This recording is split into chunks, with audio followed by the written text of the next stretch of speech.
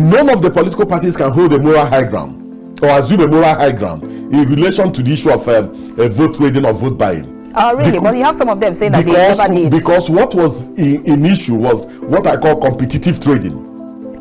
They were that engaged means in you even saw some of them. I saw the videos. I saw this issue of vote buying or vote trading, it didn't start with the Ekiti governorship election. It's been around in so many of our elections. It's really not a new thing.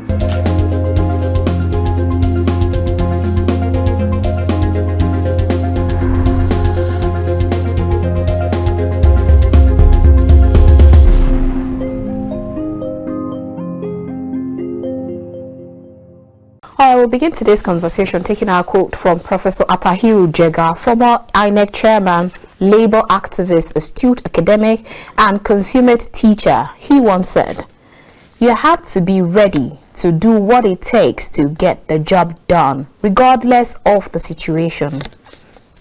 All right, so our second quote is from Nanette Alvery, novelist and short story writer, best known for her historical fiction named The Orphan in America. She once said, "Talk is cheap, voting is free. Take it to the polls." Interesting, you say. All right, now let's see how all of this could relate to what we will be discussing tonight. Warm greetings and welcome to The Conversation. We're reaching you from Kaftan's television studio here in the nation's capital, Abuja. Of course, I am Annabelle Oji.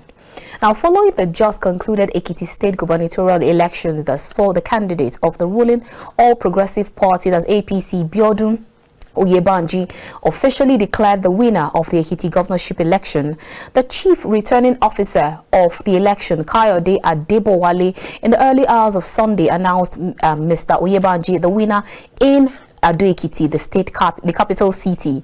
Now, reactions are still pouring in as Mr. Oyebanji secured 1,870 votes, more than that, to defeat his closest challengers, Shegoni of the Social Democratic Party SDP, who polled 82,211 votes, and BC Kolawole of the People's Democratic Party, who scored 67,457 votes.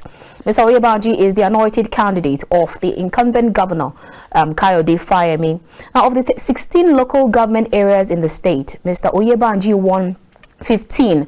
That's Irepodun, Ifelodun, Ile-Jemije, Moba, Ado-Ekiti, Ijero, Ekiti Southwest, Idosi, Isi Orun, Boyin, Oye Ekiti West, and then Ikeri, Emure, and Ikole. All right, now, on the flip side, there are complaints and reactions, like I said, are still pouring in on and off social media of the humongous vote trading, that's the vote buying and selling, voters of apathy, and then some electoral infractions that took place at the governorship elections. Now, who is best to answer some of these questions than the National Commissioner Information and Voter Education, Inec, that's Barrister Festus Okoye himself. Barrister Festus will be joining us here on The Conversation to tell us exactly what happened and give us his own side of the story from the Inec perspective. Do join us again.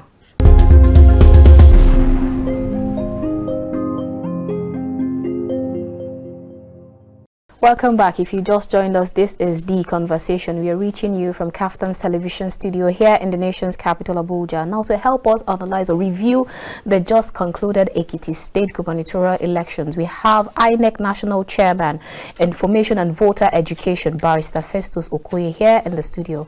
Great to have you. Thank you so much. It's been like decades I saw you last. Yeah, I've been off and on. I can see that. All right, now let's start by getting your opening remark on the just concluded Ekiti State Gubernatorial Elections. What were the challenges that the electoral umpire envisaged from start to finish? That's from the planning process down to the announcement of the results. Well, there were a few things we wanted to get right. Okay. The first thing we wanted to get right was the issue of our deployment, especially in terms of staff and materials. The second thing we wanted to get right was our use of technology. And the third thing we wanted to get right was the issue of the transmission of election results. And it's very clear from the report of election observers, from the report from the embassies, from the report of international observers and the media, it's clear that we got these three things right. Now, we started from the premise that no activity is so small to be planned. Okay. So from beginning, we started planning for this particular election. And as you recall, we devolved the registration process for the CVR to the registration areas. And in Ekiti State, we have a total of 177 registration areas. And then we got people to collect their permanent voters' cards, getting them ready for the election. On the 27th day of May through to the second day of June 2022, the chairman of the Independent National Electoral Commission was in Ekiti on what we call readiness assessment. And we did visit 5 local government areas of Ekiti State out of the 16 to be sure that our electoral officers are ready to look at the sensitive materials that had already been deployed to Ekiti State. And we saw that all the materials had already been batched to the registration areas in readiness for the election. So we were happy with the arrangements that were made at the local level. Now, we also did what we call a mock trial, a mock test run of the beavers in 16 polling units across the 3 senatorial districts. And we did observe the workings of the beavers, and we were happy that the beavers was going to work optimally. So these were the things we put in place. The other thing we put in place was that because of the issue of trust in terms of where we store our sensitive materials with the central bank and the issues surrounding it, we decided to explore a different pathway for the Ekiti governorship election. So what we did was that we flew in the sensitive materials directly to Akure Airport, and this was done by the Nigerian Air Force. And we moved those sensitive materials to Ado Ekiti under heavy security to our office, where these materials were stored under heavy security. And this happened on Wednesday before the election, I think on the 15th or so. So that was exactly what we did. So we tried to get our processes and our procedures right in relation to this election. But I still believe that there's one thing we need to still deal with, and that is the issue of distribution of voters to polling units.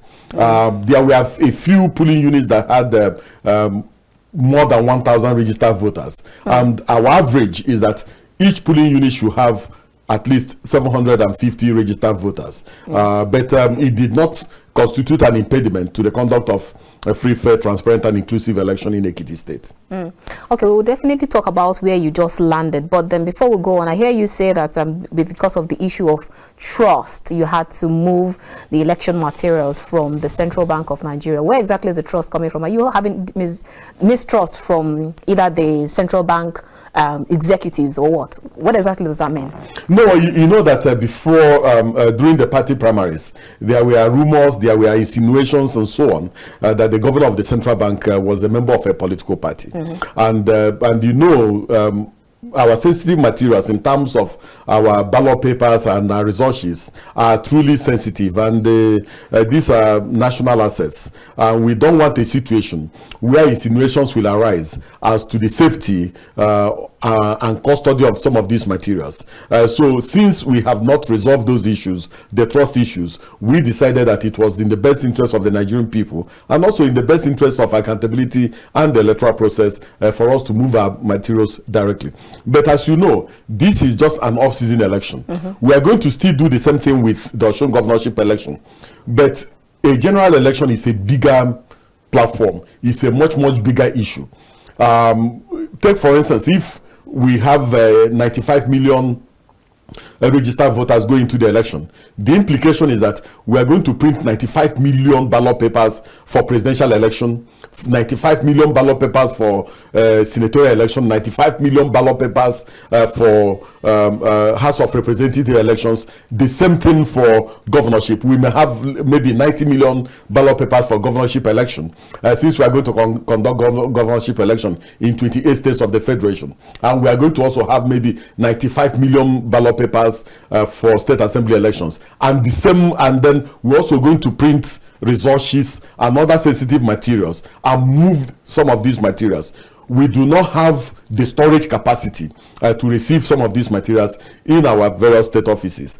So what we are going to do is that the moment we are through with the Osun governorship election, we are still going to have meeting with the leadership of the central bank to see whether some of these trust issues can be resolved. If these trust issues are not resolved, the implication is that we need to look for a different logistic pathway to store our materials and then do some other things relating to our sensitive materials. Okay, so Barrister Festus, are you saying in the short run, because Nigerians have been saying the same thing, now let's ask you directly, are you saying that you don't trust the CBN governor? No, we have never said that. Okay. This trust issue is a product of what has happened. If you read the newspapers, if you listen to the critical stakeholders, civil society groups and organizations, the media, and so on and so forth, the question they have been asking is, how can we trust materials stored in the central bank when the governor of the central bank is sympathetic to a political party? That's what the Nigerian people have been saying. And what we are saying is that, for me as an individual, the governor of the central bank is not the central bank. The central bank is a national institution, but we must also take into consideration the sensitivities of the Nigerian people. We must also be accountable to the Nigerian people, because this election is about the Nigerian people. It's about our future. Okay. And if we do not have the trust of all the critical stakeholders going into a particular election, if the critical stakeholders believe that our sensitive materials are not truly sensitive and that they can be exposed, the implication is that something is wrong, and that is what that element we want to remove. All right, and let's go on with the Ekiti State elections. We actually noticed that some electorates complained that their names were not found in the register, even though they had registered for the elections prior to that day. So how were you able to solve some of those glitches in the long run? Well, you know, with the beavers, the register for each polling unit is domiciled in the beavers. In other words, the data of every registered voter in a particular polling unit is domiciled in the beavers. So what we have done and what we did is that, in relation to the Ekiti governorship election and in relation to previous elections we conduct, we normally print a copy of the voters register for each polling unit and paste at the level of the polling unit. So that even before you go to the presiding officers, you can go and check your name on the voters register, know your number, and then the moment you get to the presiding officer, you just tell the presiding officer, my number is 51 on the voters register. They just go to the register and see your name there.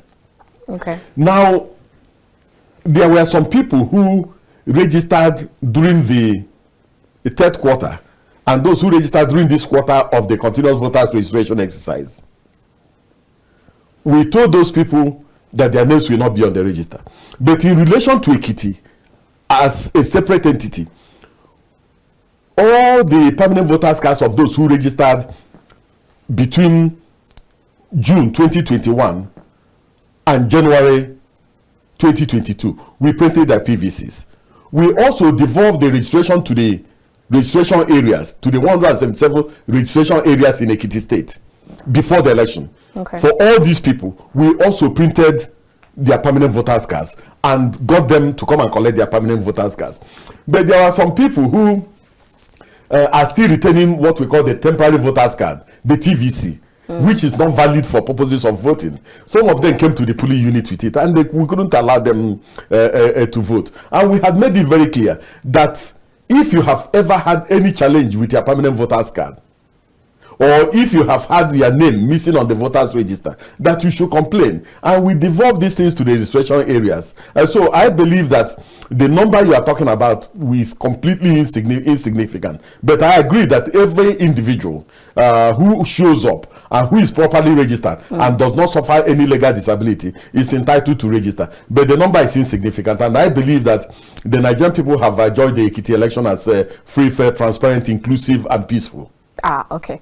Now, judging from where you just landed, during the live broadcast that Kaftan TV organized, a lot of people and election observers called in from Ekiti State and Ado Ekiti, commending the electoral umpire Inec for a job well done. Yes. So now, does this obviously mean or actually mean that Inec took in all of the mistakes, the failures, the upheavals and corrections from previous elections, hook, line and sinker, in good faith, and you were able to work on them to achieve better outcomes subsequently? Because now you even talked about how much you were looking forward to next elections, upping your game in other elections, even though there were some complaints here and there. So what next? What are the takeaways for you for the electoral umpire? And are there with regards to the BVAS, the electoral law, the newly amended electoral law, and all, what are the takeaways for you? Well, as far as the commission is concerned, election is about the Nigerian people.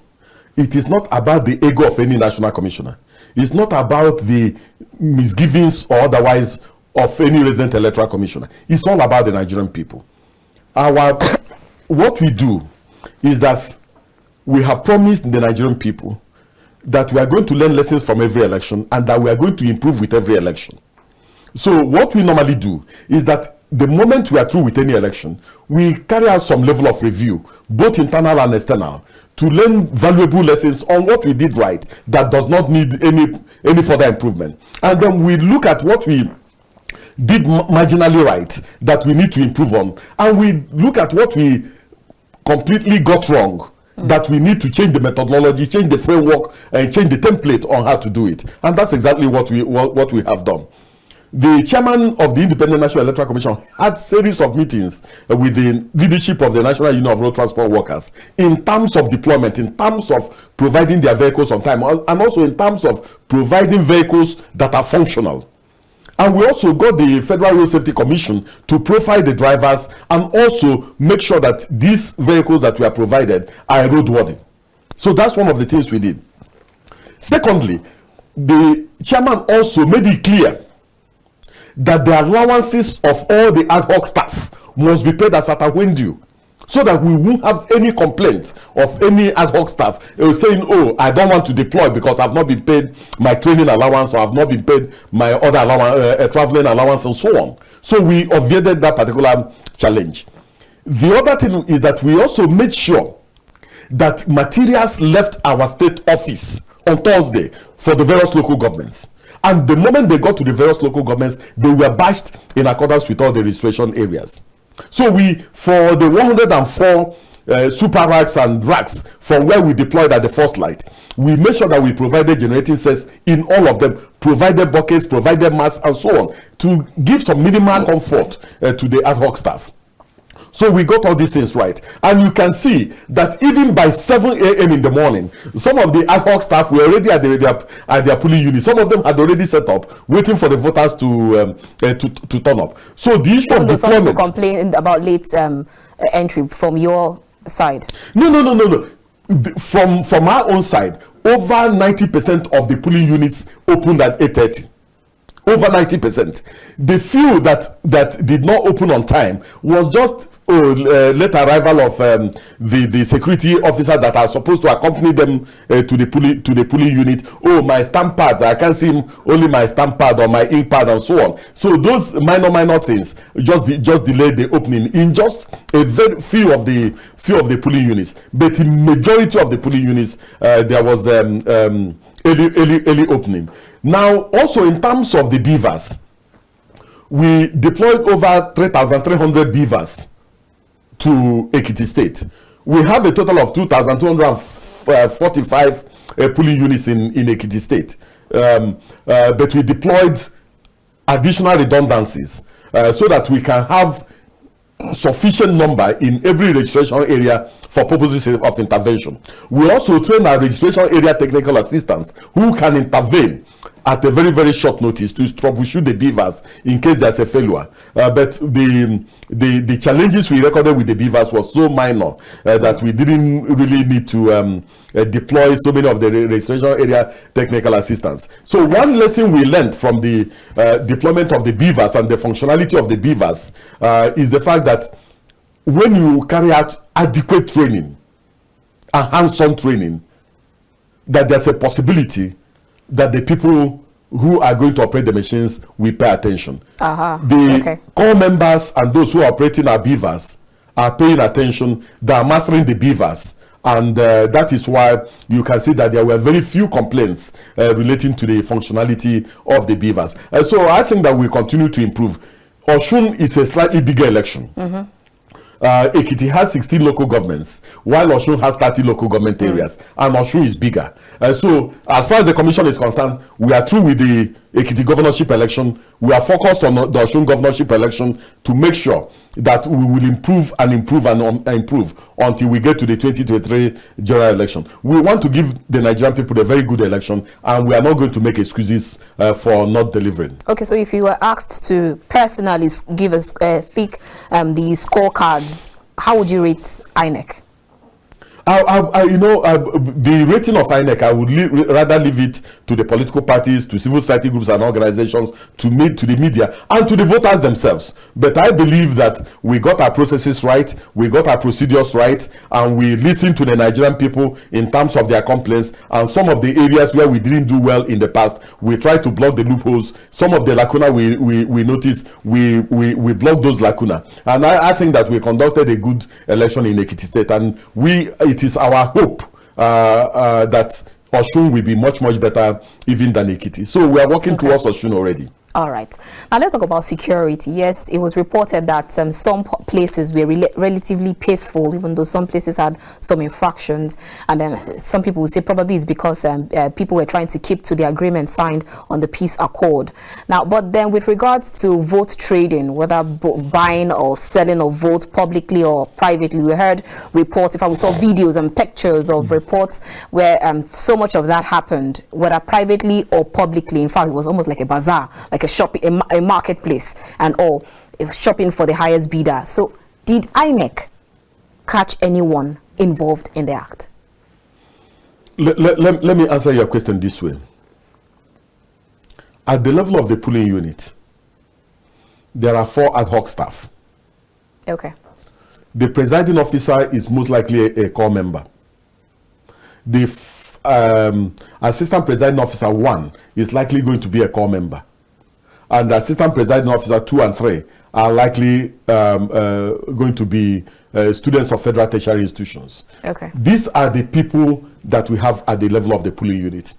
These people technically are not staff of the commission, because the entire staff strength of the commission is less than 16,000. So these are the people at the polling unit. Now, there's no provision in the law that gives the Independent National Electoral Commission the power of arrest. There's no provision in the law that gives us the power of investigation. The law gives us the power to prosecute. So there must be an arrest, there must be an investigation. A prima facie case has to be established before it gets to us for purposes of prosecution. So if you see any, you're supposed to turn blind eye until the anti-graft agencies or the security forces collect them? If you see, you report. Okay. If the presiding officer sees, the presiding officer reports.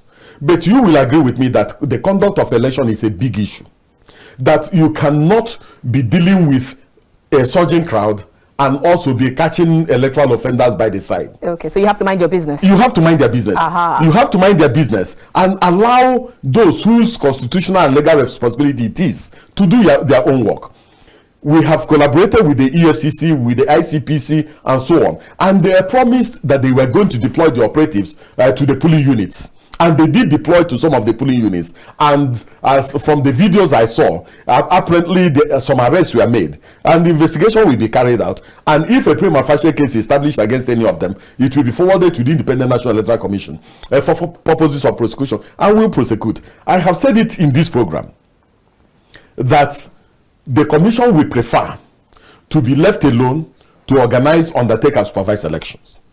And that we need a separate commission, an electoral offences commission and tribunal, to deal with the issue of arrest, to deal with the issue of investigation, and also to deal with the issue of prosecution of electoral offenders. Okay. Some of the electoral offenders may even be staff of the commission. So the implication is that we are being asked to also prosecute our own staff. Okay. So it doesn't gel. So we want a situation where it will be completely removed from us and professionalized, so that Nigeria will aggressively break the cycle of this electoral impunity that is taking place. none of the political parties can hold a moral high ground or assume a moral high ground in relation to the issue of vote trading or vote buying. Oh, really? But you have some of them saying that they never did. Because what was in issue was what I call competitive trading. They were that means engaged in you even saw some of this. I saw the videos. I saw this issue of vote buying or vote trading, it didn't start with the Ekiti governorship election. It's been around in so many of our elections. It's really not a new thing, and the political parties are really mute about it. So I believe that the Independent National Electoral Commission continues to improve because civil society groups and organizations are on the case of the commission. The media are on our case. Critical stakeholders are on our case. The political parties are on us. Even internationally. The international community are on us. So I think that the weak link today in our electoral process are the political parties. So why not we refocus attention on the internal democratic processes in the political parties? It is the political parties and their candidates and their middlemen and their consultants that are trying to corrupt the electoral process. So let us focus attention on them rather than asking core members and students of tertiary institutions to catch vote buyers and vote sellers at the polling unit, who sometimes there's a possibility that some of them even have armed escorts escorting them to do their trading.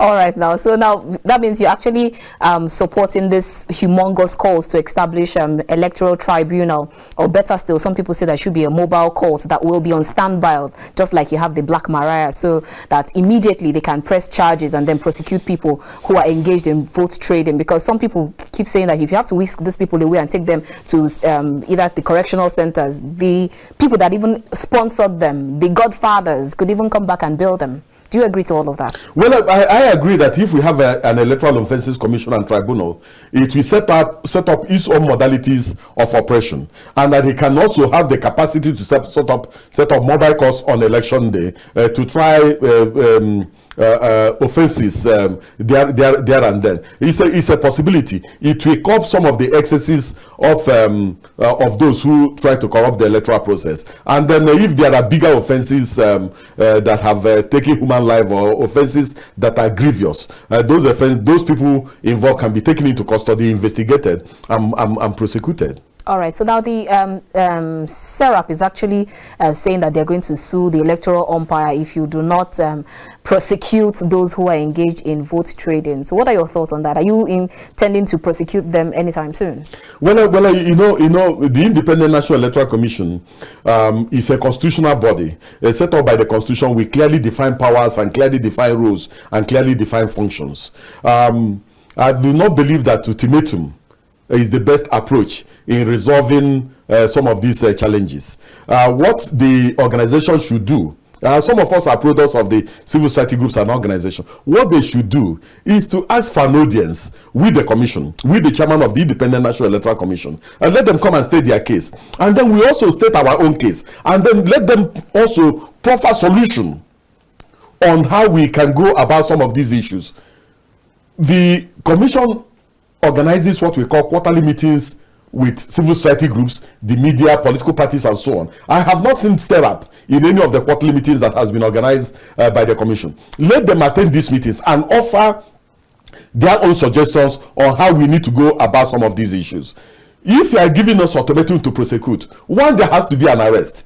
There has to be investigation. A prima facie case has to be established before we can prosecute. We cannot be going up and down the street and asking people, are you a buyer or are you a seller? And then we catch somebody and then go and prosecute. No, the legal process does not work that way. We can also not be going from one polling unit to the other, despite the fact that we don't have the constitutional and legal right to be catching people and then holding them to court and heading them to prison. But if you initially agree that some of these political parties actually engaged in these things, it depends on who, like the highest bidder. So it means that you saw it happening. So no. I cannot pretend that I've not seen some of the videos trending. But you know, there's a possibility that some of these videos that are trending did not emanate from the Ekiti governorship election, and that is why there has to be an arrest, there has to be an investigation, and a prima facie case has to be established before you can prosecute. And that's exactly the point. That's exactly the point. The point I'm making. I cannot. The commission is not really permitted to go the direction set up wants us to go. We are not permitted to go that direction. If they have done their own investigation, if they did their own investigation and they have established a case against some people, they have a responsibility to report those people to carry the report of their investigation and give to the Nigerian Police Force or to the EFCC or to the ICPC for purposes of prosecution. And if they also have documented evidence of infraction at the level of the polling unit in terms of vote buying or vote trading, they can bring it to the commission. If we establish that there's a prima facie case, we can prosecute. All right, now let's go on a quick break, and when we return, we'll definitely expand this conversation. Don't move a muscle. We'll be right back.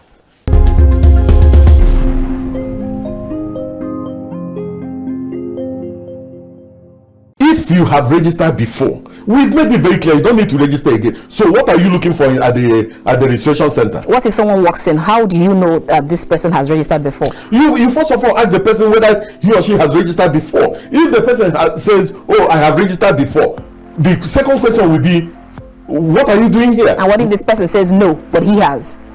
That's the typical Nigerian people.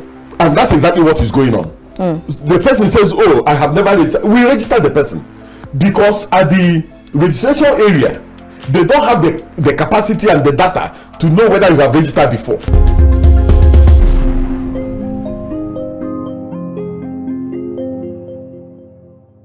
If you just joined us, this is The Conversation. We are reaching you from Kaftan's television studio here in the nation's capital, Abuja. If you just joined us, you've missed quite a lot, but then you can still join in the conversation. Our guest today is Barrister Festus Okoye. He is the National Commissioner, Inec's Voter Information and Education. And okay, before we went on that break, we've actually talked about quite a lot of things. Now let's talk about voters' apathy. How would you actually rate the turnout in the Ekiti State elections, looking back at where they're coming from, especially with that state in question? Well, I think that the voter turnout in Ekiti was very good. But one thing you must realize is that Ekiti also houses so many higher institutions.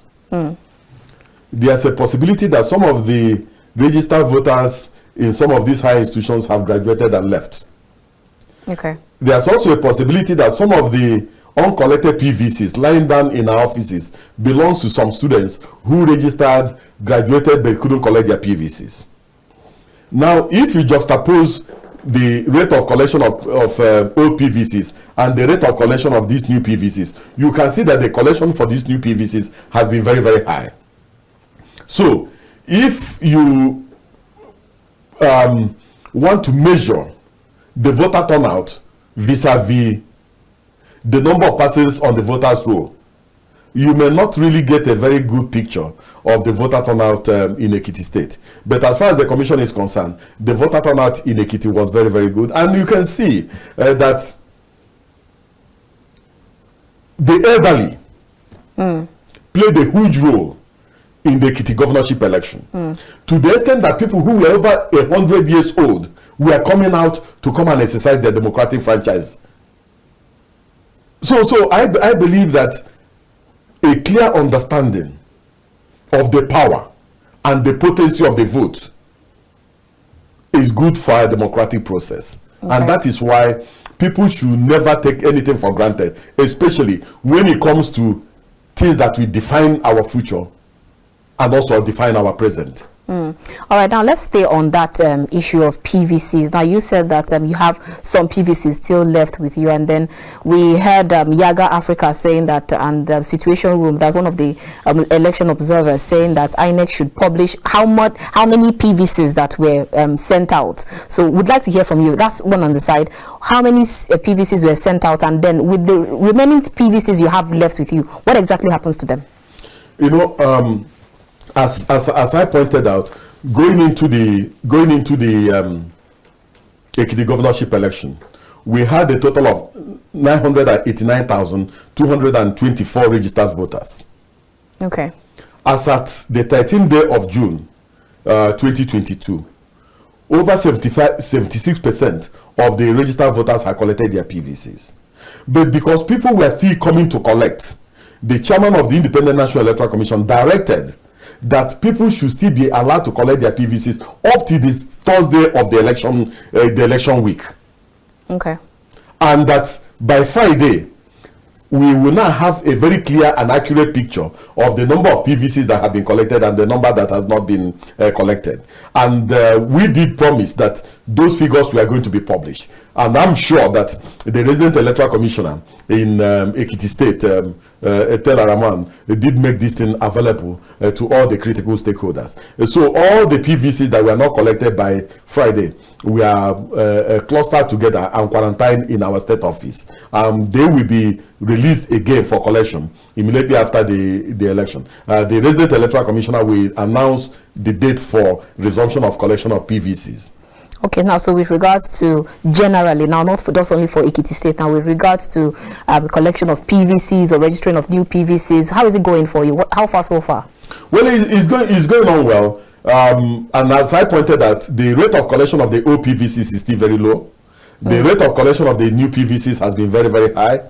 And you know that the Commission launched the online pre-registration process on the 28th day of June 2021. So this voters registration process has been going on for almost a year now. But you can see that in the last 2 weeks, there has been a surge in terms of the number of people wanting to register. But that is in the nature of things in Nigeria. We love the 11th hour approach.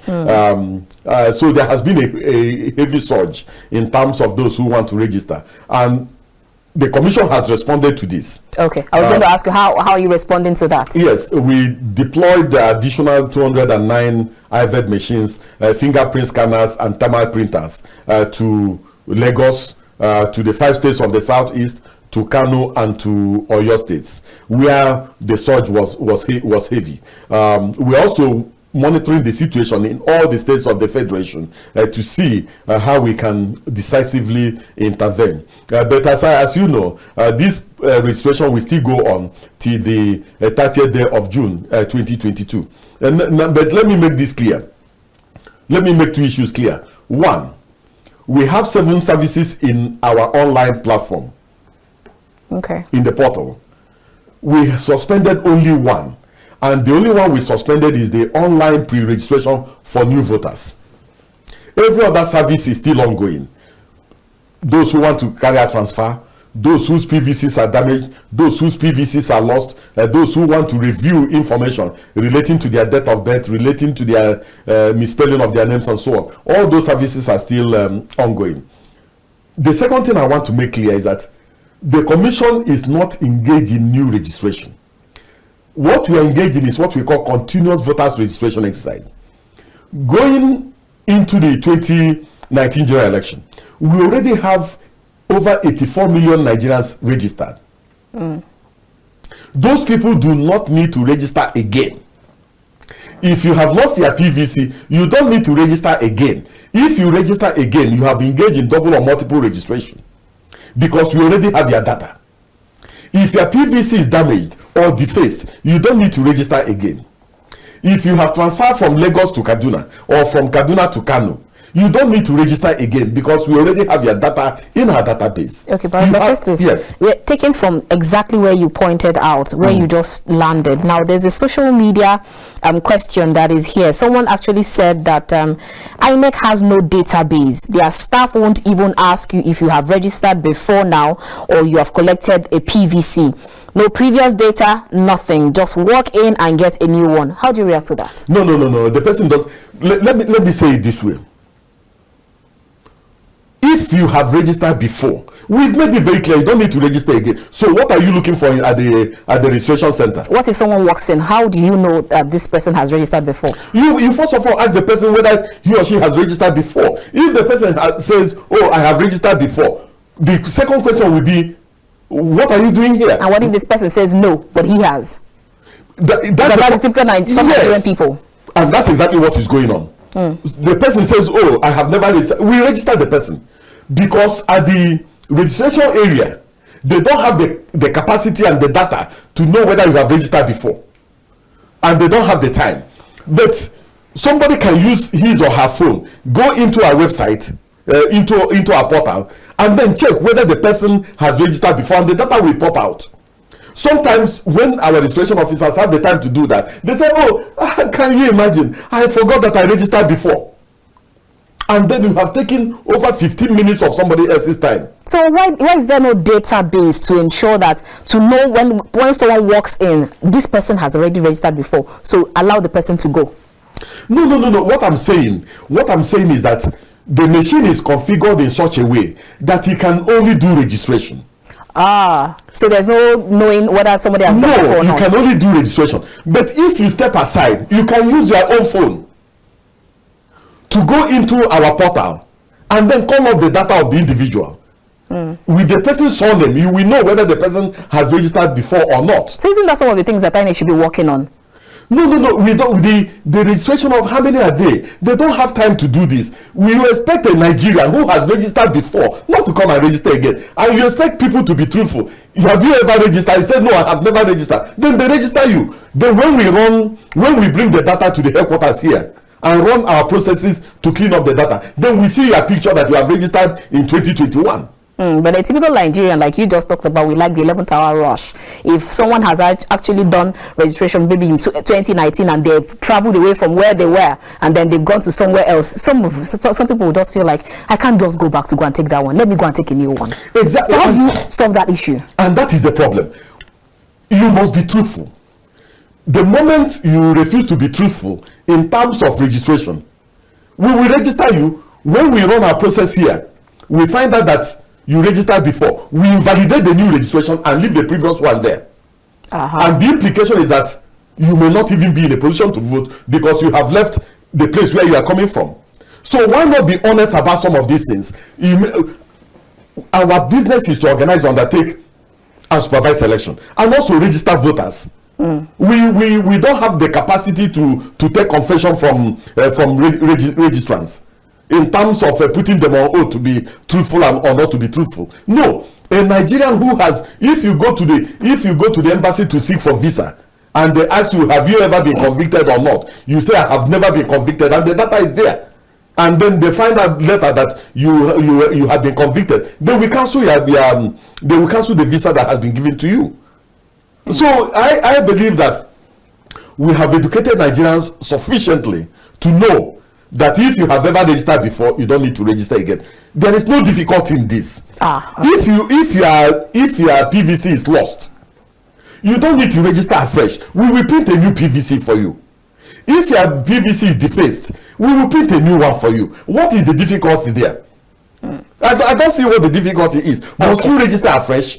Okay, we're actually talking for some Nigerians that we already know the kind of things that they can do. Yeah. All right, now so now you are organizing a mega concert themed youth vote count. So 2.0. Oh, okay, good. So now I know that you actually did that in Lagos, and then I'm aware that it's currently ongoing in Abuja. So what is the plan for people to just come in and register, get new PVCs? Tell us more about this concert. No, is to encourage especially the youth to come and register. So we are going to deploy 30 IVED machines to the old parade ground. We wanted to use the Eagle Square, but Eagle Square was not available. So we are going to use the old parade ground. So we've deployed 30 IVED machines there for purposes of registration. So the registration slip, or your PVC, entices you to gain entrance to the venue of the concert. And we are going to bring all the influencers in this country, all the big musicians that can influence people to play at the concert. It's going to be a huge event. So what exactly is the reason for that concert? To make people encourage more registrations? Exactly. Okay. And to encourage the youth to show up and get engaged with the electoral process. Yes. So after registering for PVCs and then the youth coming forth, because you've seen the crowd and the surge that you experienced in some of your registration centers. So after all of this surge and collecting your PVCs, what next? Are there some form of education or sensitization on the power and the efficacy of that PVC, that card that is in the hand of a Nigerian? Because a lot of people still have that mentality of, let us just go and collect it just the same way we did with NIMC or with BVN, and then we'll just feel disaffected on the day of the election. That's so the kind of mentality a lot of people have. So how much is the electoral umpire synchronizing with the media organizations and the NOA, that's the National Orientation Agencies, to educate the average Nigerian electorate on the power of the PVC so as to ameliorate the menacing vote trading? I think that there's a new resurgence. I think there's a new awareness. I think that there's something dynamic, something progressive that is going on in the country today. It's very clear to me that there's a certain realization that unless we intervene and take back our country, things will not get better. And people have also realized that staying on the fence, playing football on election day, will not change the dynamics of this country. So it seems to me that some of them have decided that the time to change the template of governance has come. I agree with you. If you register and put the PVC in your pocket, it loses its potency. If you register and you don't show up on election day, you will not make that difference. The youth of this country must realize that a single individual can make a difference, but that we can make a bigger difference in a collective by showing up. Our hope is that this present surge will lead to a showing up on election day. Because from my reading of the Ekiti election, it is still the elderly that show up. And it is still the elderly that define governance in some of our states. I saw the determination. I saw the resilience. I saw the staying power of the elderly during the Ekiti governorship election. I saw people who were over 90 dancing because they have exercised their democratic franchise. That is the potency and the power of the vote. That's the power of the PVC. So I hope that the youths who are rushing to go and register, the youths who now constitute over 70% of those who have registered during this continuous voters registration exercise, will show up on election day. Showing up is material. Making the right decision is material. Being rational is material. And also persevering on election day is fundamental. Great. All right. Now, so let's talk about the extension, calls for extension of PVC registrations. There have been humongous calls that the electoral umpire should extend the registration for PVCs. Are you going to hit to that call? During the Youth Vote Count 2.0 in Lagos, the chairman of the Independent National Electoral Commission said that the commission will do whatever it takes, and we keep all options open to make sure that every registrable Nigerian who shows up gets an opportunity of registering.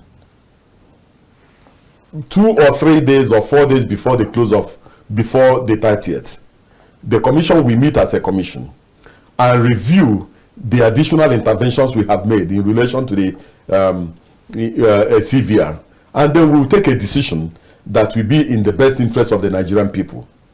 And that's all I'm ready to say at this point in time. Okay. Now that actually brings up a question in my mind that I've been waiting to ask you. I remember hearing your insistence, and you keep hammering on the fact that Inec will never postpone or shift the date for political party election primaries, because according to you, you said that this will actually affect a lot of things that have already been scheduled for and then already on the list, even if the executive asked you to, that you would not shift date.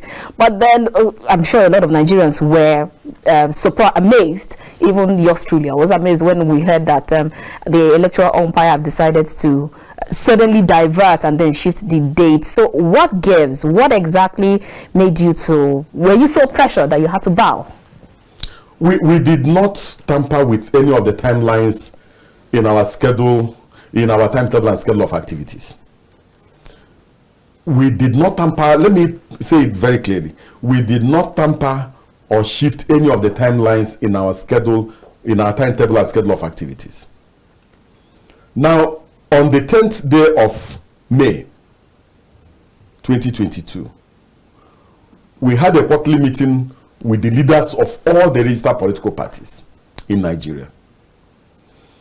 They asked for, and the media was represented at that meeting, they asked for a 60-day extension, a movement of the timetable and schedule of activities.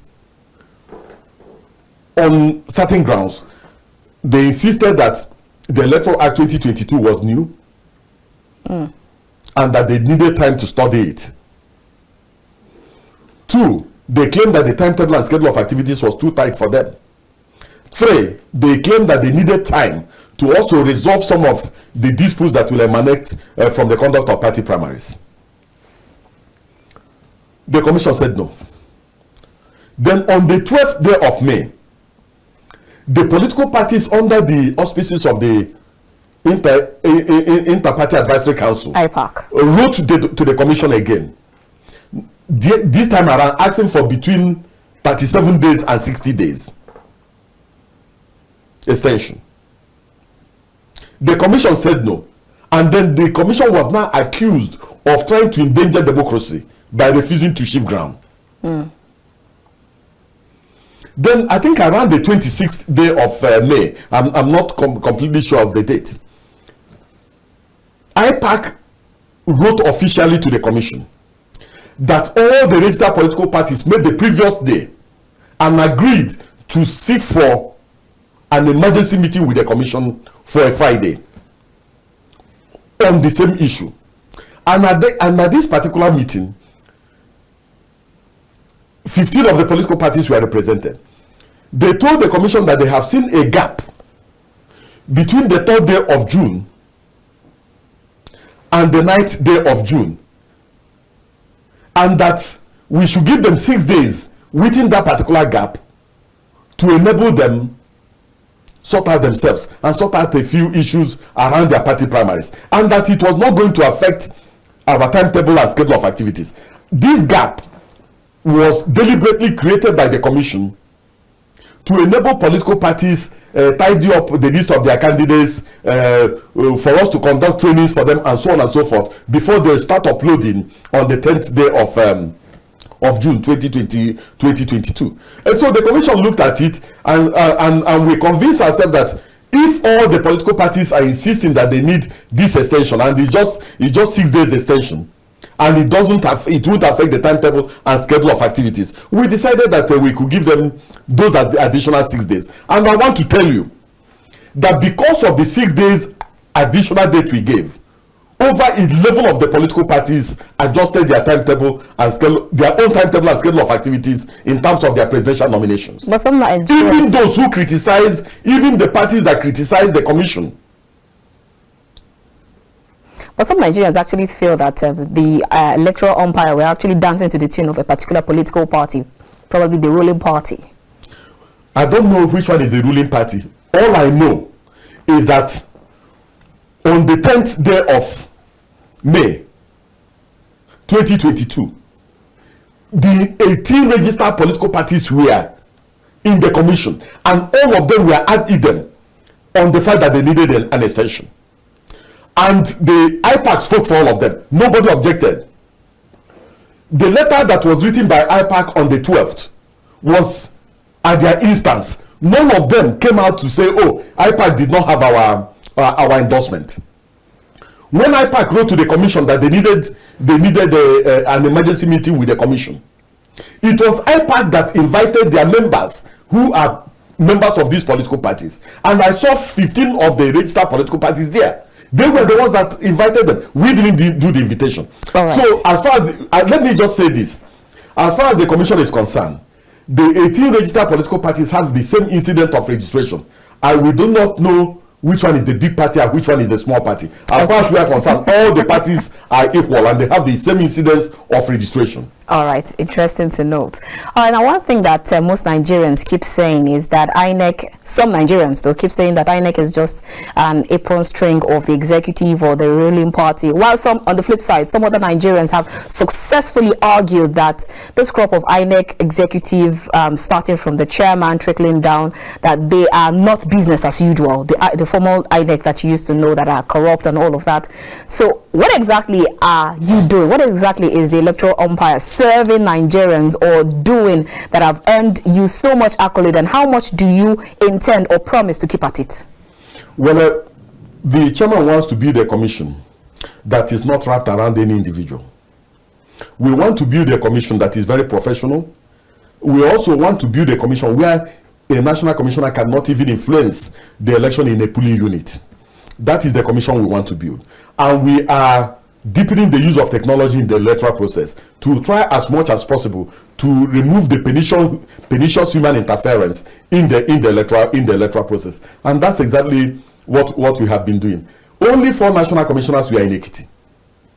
And 8 resident electoral commissioners. The rest of the commissioners were in the situation room watching the way things are progressing. And so as far as we are concerned, we even want to build a commission where a national commissioner does not need to go to the field and no resident electoral commissioner needs to go to the field. Okay. We want to build a professional commission that can run even without a chairman being there. And that's exactly what we intend to do. And if that is the legacy we leave for the country, I think we'll be satisfied. Oh, great.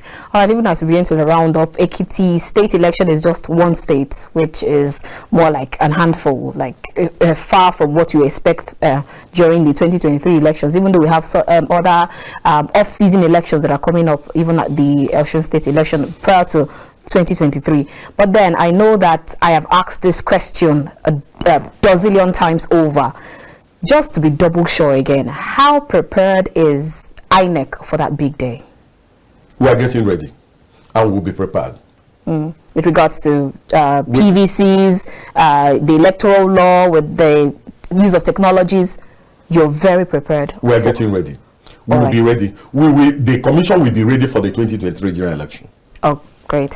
Thank you so much for your time with us, Barrister Festus Okoye, National Commissioner, INEC. It's been a wonderful time having this talk with you. Thank you so much. It's always a pleasure having this talk with you. And thank you so much for always availing us your time out of your busy schedule. Thank you so much. Thank you so much. I really appreciate this. All right, viewers, that's all we can take for today. We have been listening to Barrister Festus Okoye. He is the National Commissioner, INEC's Voter Information and Education, and he has actually helped us to review the Ekiti State election and help us to understand that 2023 election, INEC is fully ready to go. So are you ready? Do you have your PVCs? And do you know the power and the efficacy of your PVC?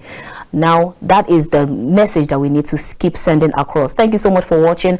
I am Annabelle Oji. Keep watching The Conversation, because you never know who my next guest will be and what my next topic will be all about. I'll see you again next time. From the nation's capital, Abuja, I am Annabelle Oji.